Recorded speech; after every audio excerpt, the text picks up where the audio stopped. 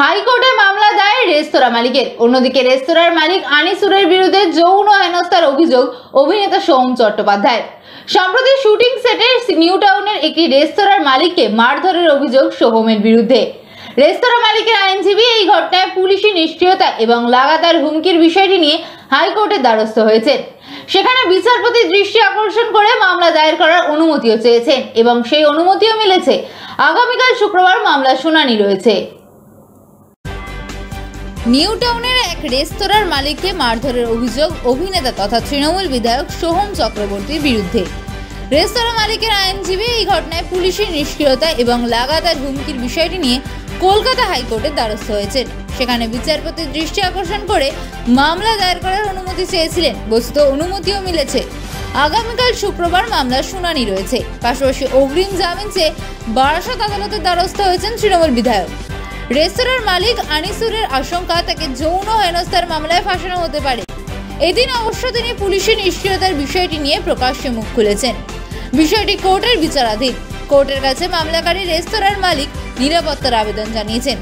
অন্যদিকে তৃণমূল বিধায়কের অগ্রিম জামিনের আবেদন মঞ্জুর করেছে বারাসত আদালত। নিউ টাউনের রেস্তোরাঁ মালিককে মারধরের ঘটনায় বারাসত আদালতে গিয়ে আত্মসমর্পণ করেছিলেন সোহম। আগাম জামিনের আবেদনও করেছিলেন।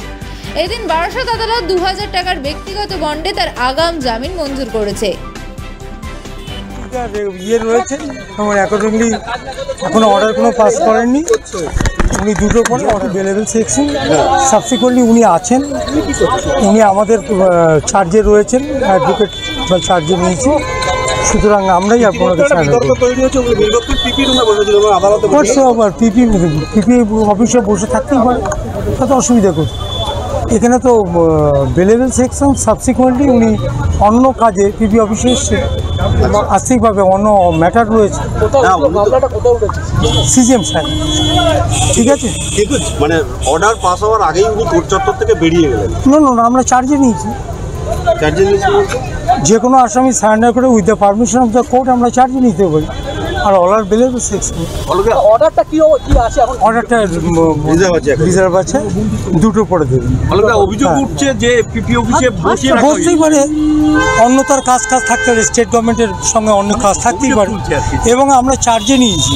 যে কোনো আসামি হলে পরে যদি কোর্ট আমাদের কোর্টের কাছে আমরা অনুমতি বেয়ার করি,